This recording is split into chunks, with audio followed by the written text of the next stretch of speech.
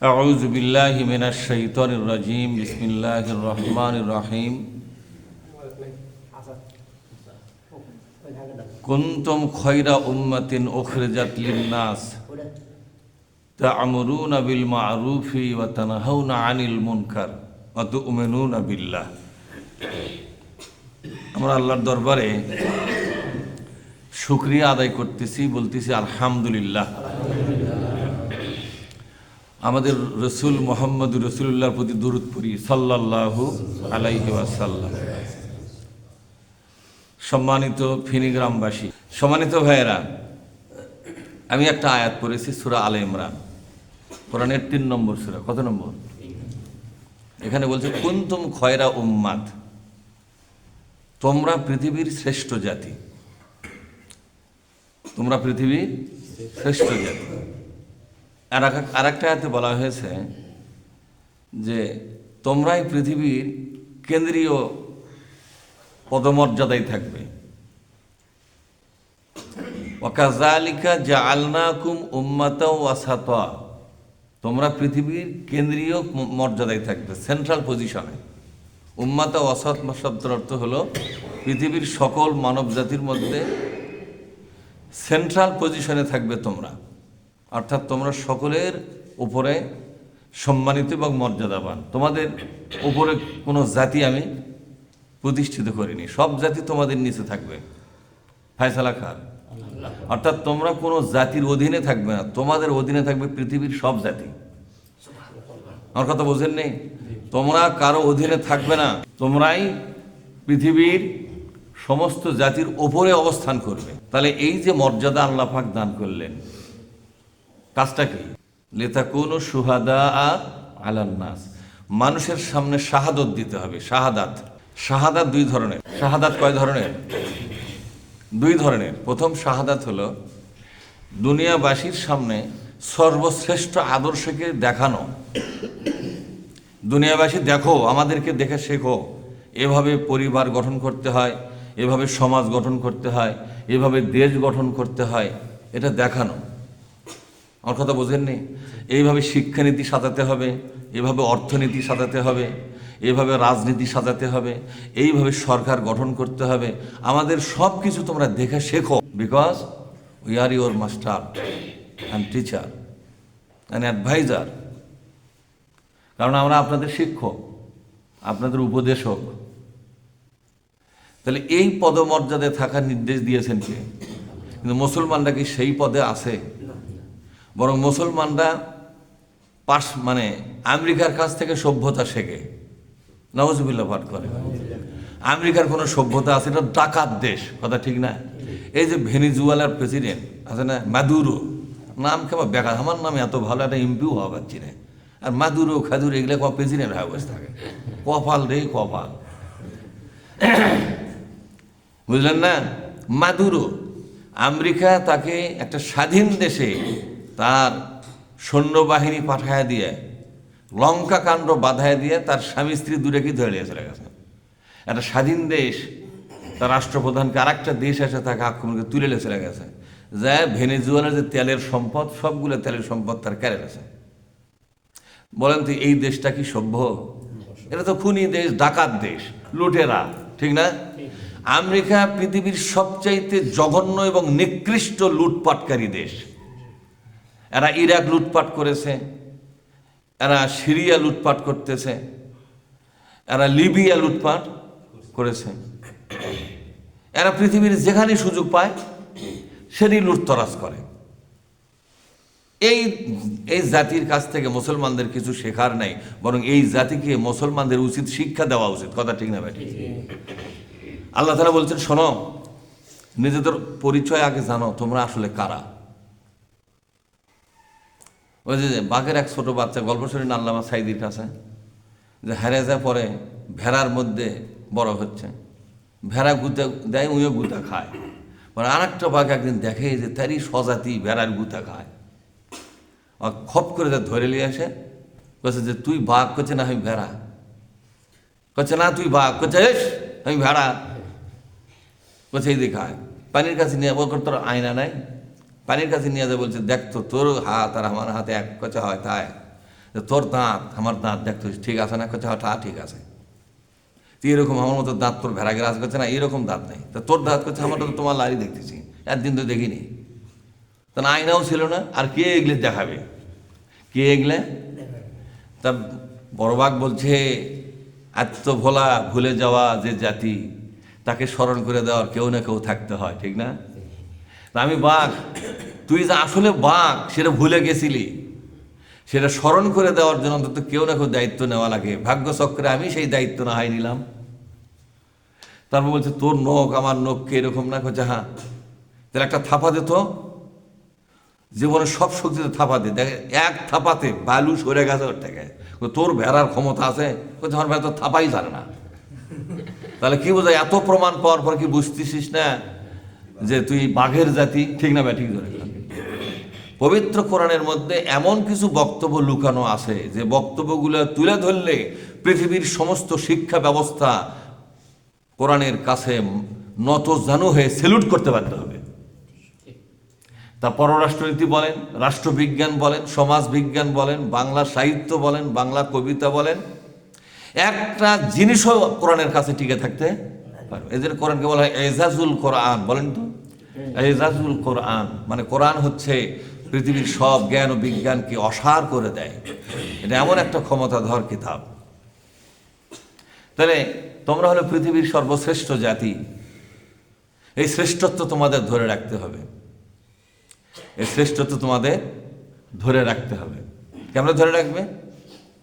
তা'মুরুনা বিল মারুফি, বলে তা'মুরুনা বিল মারুফি ওয়া তানহাউনা আনিল মুনকার ওয়া তু'মিনুনা বিল্লাহ। আল্লাহু আকবার পাঠ করলেন না? জোরে বলেন আল্লাহু আকবার। তিনটা কাজ তোমাদের করতে হবে। কয়টা কাজ? একটা হচ্ছে অন্যায়ের বাধা হয়ে দাঁড়াও, তার আগে ন্যায় কাজের হুকুম দাও। অর্থাৎ আল্লাহ বলছেন তোমরা বা হুকুম কর্তা, তোমরা কারোর হুকুমের অধীনে, মুসলিমরা কোনোদিন কারো হুকুমের অধীনে থাকতে পারে না। এটাকে আমি বানায় বলতেছি নাকি ভাই? আর এখন কেউ তাজবি তাহলিল পড়েন না। এখন তাজবি তাহলিল পড়লে কিন্তু কবিরা গুনাহ হবে। কি গুনাহ হবে? কারণ কোরআন চর্চা হচ্ছে, তার মানে ফরজ। কথা বলেন, কোরআন চর্চা কি? তাও হয় না, সেটার উত্তর নেই। কোরআন চর্চাটা কি? আল্লাহ রসুল হাদিসেই বলছে তলাবুল এলমা, বলেন তলাবুল এলমা, এলেম যখন তলব শুরু হয় মানে চর্চা শুরু হয়, ফারিদাতুন আলা কুল্লে মুসলিম ওয়া মুসলিমা, সকল মুসলমান নর ও নারীর জন্য এই জ্ঞান আহরণ করাটা তখন ফরজে আইন। ফরজে, এখন ফরজে আইনের ইবাদত চলছে, আপনি এখনো নফল করতেইছেন, তার মানে বুঝাবার চাই তোমার ফরজের চাইতে আমার নফলের দামটাই বেশি, এর পিঠন বেশি হবে। আসলে এই নফল করার কারণে আর কোবান বেশি হবে। বুঝেন না আমার কথা? বুঝের অভাব হয়, বুঝের অভাবে কেউ যদি বিষের বোতল খায়, আল্লাহ কি করবে? যে বোঝে না যখন থাক না হয় কবে। তাহলে তাহলে কি বুঝতে পারছেন বলেন তো? তিনটা কাজ করতে হবে। প্রথম কাজ হচ্ছে হুকুম করতে হবে তোমাদেরকে, হুকুম কর্তা হতে হবে। হুকুম কর্তা। তা'মুরুনা বিল মারুফে, সমস্ত ভালো কাজের নির্দেশদাতা হবা তোমরা। এই পজিশনে তোমাদের যেতে হবে। এই বুদ্ধি কোনা কে দেশে? এখন হুকুম কর্তা বাংলাদেশে কারা? আপনারা হুজুরেরা? এই হুজুর, এই হুজুরের কথা বাইরে যা শিখেও শুনবে না। শুনবে? এটি জুমাঘর মতো কোনো রকম চলে, অসুস্থ অবস্থা হলেও চলে, তাও খুব বেশি একটা। তার কি জানি নয়, এই হুজুর যদি কোরআন থেকে কিছু আয়াত যদি বলে, এই মুসলিমের থেকে হুজুর থামেন, এগুলো আয়াত আলোচনা করা লাগবে না আপনার, বলবে কিনা জোরে কর। তার মানে হুজুরেরও সরকার আছে, এটি কথা ঠিক না? এখানে কি বলা হচ্ছে? কুনতুম খয়রা উম্মাহ, বলেন কুনতুম খয়রা উম্মাহ। কোরআনের প্রতি আপনাদের ঈমান আছে কার কার? একটা হাত তোলেন তো দেখি। নামাজ পড়তে পারে ঈমান অনেক লোকের নেই, আমার আছে ঈমান, আমার জাত তাকের ঈমান জাগ করে কয় হাত নামান। ঈমানটা হাত তুললেন, প্রমাণ দেন। এখন ঈমানের হাত তোলা কোনো প্রমাণ নয়, কাজে চিন্তা চেতনায় প্রমাণ দিতে হবে কিনা জোরে কর। আল্লাহ তাআলা বলছেন তোমাদেরকে হুকুম দেওয়ার পজিশনে আসতে হবে, অর্থাৎ তোমাদের হুকুমই চলবে, আর কারো হুকুম সমাজে চলবে না। কি দিয়ে হুকুম দিবা? বাপুরে জুমার মধ্যেও মোবাইল। কি দিয়ে হুকুম দিবা? বিল মারুফ। কোরআনের 55টা নাম আছে। কয়টা নাম আছে? কোরআন শরীফের নাম কিন্তু কয়টা? যেমন আল কিতাব, আল হুদা, আল নূর, আছে না এগুলা? আল ফুরকান, আল কোরআন, এগুলো নাম তো। আর রহমান, আর শিফা, এগুলো কোরআন শরীফের নাম। এরকম 55টা নাম আছে। আল মারুফ একটা নাম। আল মারুফ একটা নাম। কোরআনের নাম হলো আল মারুফ। মারুফ শব্দের অর্থ কি? যে কিতাবটা তার মালিকের সাথে বান্দার সম্পর্ক নির্মাণ করে দেয়। আমার কথা বোঝেন নেই? মারুফ শব্দের অর্থ হলো যে কিতাবটা বান্দার সাথে তার মালিকের পরিচয় ঘটায়া দেয়, সম্পর্ক নির্মাণ করে দেয়। বান্দার কাছে তার মালিককে হাজির করে, বান্দাকে তার মালিকের কাছে হাজির করে। যে কিতাবটা এই ভূমিকা পালন করে সেই কিতাবকে আরবিতে বলা হয় মারুফ। আরব থেকে মারুফ। কথা কি বুঝতে পারছেন? তাহলে তুমি সমাজকে নির্দেশদাতা হও, সে নির্দেশটা দিতে হবে তোমার কোরআন দিয়ে। কি দিয়ে ধরে? কোরআন দিয়ে নির্দেশদাতা হবে। 2 নম্বরটা কি? ওয়ায়ানহাউনা আনিল মুনকার। তো তানহাউনা আনিল মুনকার, তানহাউনা আনিল মুনকার। মুনকারটা কার নাম? মুনকার হচ্ছে মারুফের বিপরীত। মারুফ যেটা, সেটা তো কোরআন। মারুফটা কি? যারা বলেন মারুফটা কি? তা কোরআনের বিপরীত কোনটা? হ্যাঁ, কোরআনের বিপরীত আছে তো। কোরআন আসছে আরশে আজিম থেকে, মানব জাতির একটা সংবিধান হিসাবে। মানব জাতির একটা কি সংবিধান। কিন্তু কোরআনটাকে ওভারটেক করে মানুষ কিন্তু বিকল্প অল্টারনেটিভ একটা কনস্টিটিউশন বা সংবিধান কিন্তু তৈরি করছে। এটার নাম হলো মুনকার। যেমন একটা কথা বলি, জাকাত ভিত্তিক অর্থনীতি, এটা হলো মারুফ। মারুফ কিনা ধরে? মানে কোরআনের জাকাত ভিত্তিক অর্থনীতি, এটা মারুফ না? তাহলে মুনকারটা কোনটা হবে? এর বিপরীতটা সুদ। কোনটা? সুদ ভিত্তিক অর্থনীতি। আমি বলে ওই ধারাপাতের মতো বর্ণমালার মতো পড়াচ্ছি, ক খ গ ঘ আছে না, এরকম। তাহলে জাকাত ভিত্তিক অর্থনীতি, এটা হলো মারুফ। তো মুনকার কোনটা? সুদ ভিত্তিক অর্থনীতি। চোর ধরে হাত কেটে দাও, এটা কি? মারুফ। মুনকার কোনটা? কোন দিনে 2-4 মাস জেল। ঠিক না ব্যাটিক ধরে? তাহলে মারুফ আর মুনকার কিন্তু পাশাপাশি আছে। মুনকার তৈরি করছে মানুষ, আর মারুফ তৈরি করছে আল্লাহ। এখন আল্লাহ তাআলা মুসলমানদের বলছে, তোমাদের শ্রেষ্ঠত্ব, তোমাদের সম্মান ও মর্যাদা তখনই অটুট থাকবে, তখনই টিকে থাকবে, যখন আমার কোরআন দিয়া সমাজটাকে তোমরা পরিচালনা করবে। নির্দেশ দেবে কোরআন দিয়া। নির্দেশ দেবে কি দিয়া? নিজেরা কোনো হুকুম তৈরি করবে না, বরং যা আছে কোরআনের ভেতরকার কথা সেটাই সমাজ ও দেশের জন্য তোমরা কার্যকর করবে, জারি করবে। এই কাজ তোমাদেরকে পৃথিবীর সর্বশ্রেষ্ঠ সম্মান আর মর্যাদায় ভূষিত করবে। কারণ ইন্নাহু লাযিকরুল লাকা ওয়া লিকাওমিকা, এ কোরআন আমি নাজিল করেছি তোমার সম্মান আর তোমার প্রতি ঈমান আনা লোকদের সম্মান আকাশচুম্বী করার জন্য। এ কোরআন তোমাকে নিচে ফালাবার জন্য আসে নাই। এ কোরআন এসেছে পড়ে থাকা, মাটিতে পড়ে থাকা একটা জাতিকে মাথা তুলে দাঁড়াবার জন্য। আর কথা বোঝেন নেই? সেই জন্য আপনাদের কাছে আমার বক্তব্য হলো, 3 নম্বর হলো ওয়া তুমিনুনা বিল্লাহ। ও তাহলে কি বুঝতে পারলেন?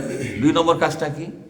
দেশ ও জাতির ভেতরে কোরআন বিরোধী, আল্লাহ বিরোধী, রসুল বিরোধী যে শিক্ষা, যে আইন, যে বিধান, যে সমাজ ব্যবস্থা, যে সংবিধান কায়েম আছে, এখন এখানে বটবৃক্ষের মতো কায়েম আছে। আছে না? তোর এখন আদালতে যাবেন, মানুষের আইনের সরাসরি কতক্ষণ না, মানুষের আইনের সরাসরি। সংসদে যাবেন, মানুষের আইনের সরাসরি। ব্যাংকগুলো চলতেছে মানুষের তৈরি করা আইন দিয়ে। তো মানুষ তো জাকাত ভিত্তিক অর্থনীতির বিধান তৈরি করে পারবে না, এত সহজ নয়। আল্লাহ নিজেই বলছে, তোরা ব্যবাকে একটা ব্যবাকে জিন মানব জাতি একত্র হয়েও কিন্তু এ কোরআন নির্মাণ করা তোমাদের পক্ষে সম্ভব নয়। একটা কোরআন তো দূরের কথা, একটা সূরাই বানাও তো দেখি, আছে না কোরআনের মধ্যে? একটা সূরাই তো বানাতে পারবে না। তাহলে আল্লাহ যে ব্যবস্থা নিজে হাতে লিখে দিয়েছে, এরকম কোনো ব্যবস্থা তোমাদের হাতে আর নির্মাণ হবে না, এটা পারবেই না তোমরা। তোরা কোরআন বানাবার যখন না পারছে, তোমার কোরআন তো বানা পারবো না, ওটা আল্লাহ বানাছে, আমরা আরেকটা বানাবো। আরেকটা বানাছে আল্লাহ বলছে, তোরা যেটা বানালু তার নাম দিছি মনকার। তার নাম কি দিছি? তবে জেনে রাখিস, আমার মুসলমান বান্দা বাঁচা থাকতে মনকার খাড়াইয়া থাকা কঠিন, সুতা ফালাবে আরা। কথা ঠিক না ঠিক? ইবলিস বসে থাকে হাসার, আল্লাহ তুমি বুঝে পারছো বিষয়টা? তোমার মুসলমান বান্দা থাকতে ওরই ঘাড়ের উপরে চড়েই মন কার থাকবে, ঠিক না? ওখানে এত বেশি লুজ হয়ে আছে, ওদের ইমান মানে নাট বল্টু সব ঢিলা হয়ে আছে, ওরা চেপবেই না। সুরিয়া দেশে ওর কি দেশে বোঝেন না আমার কথা? 190 বছর ব্রিটিশ সরকার মুসলমানদেরকে সুরিয়া দেশে অপারেশন করে করে কি করছে? আমাদের দেশে একটা পুরুষ মানুষের অপারেশন হয় না, ভ্যাসেকটমি না কি করে হয় না, ভ্যাসেকটমি অপারেশন। হ্যাঁ, ভ্যাসেকটিভ মানে পুরুষের যৌন ক্ষমতা, বাচ্চা উৎপাদন করার ক্ষমতা কাটিয়ে শেষ করে দেয়। ওরা মরদ থাকবে, খাসি করে ছেড়ে দেবে। কি করে ছেড়ে দেবে? মুসলমানরা খাসি আছে, কিভাবে খাসি আছে দেখেন। আমার এক বন্ধু ওয়াজ করতেছে, হচ্ছে এক জায়গায় যায় দেখে এক বাছু খাড়া করে আছে, গায়ে মানে নাক দিয়ে ইয়ে করতেছে, সঙ্গীতছে, আর উনি দুধ দোয়াচ্ছে। পরে কেছে যে আপনার এই বাছুরকে আমার নড়ে না, নেঙ্গুরও তো নাড়ে না, খালি খাড়া হয়ে আছে, এ তো নড়েও না, গাই সরে নিয়ে গেছে, ওই বাছুর ওটি আছে, ঘটনা কি? করছে রে নড়বে না, করছে নড়বে না, কা নেঙ্গুর তো করছে, নেঙ্গুরও নাড়বে না, নড়বেও না, দুধও খাবে না। এটা কি রে? বাছুরই তো। করছে এই বাছুর মারা গেছিল, সেই বাছুরের চামড়া খুলে ভেতরকার সব মাল বাইর করে দিছি, বার করে দেখ খ্যাট ঢুকে দিছি। বোঝেন নেওয়ার কথা? এই জন্য এই বাছুর দেখতে মনে হবে, কিন্তু নড়বেও না, লেঙ্গুরে লাগবে না।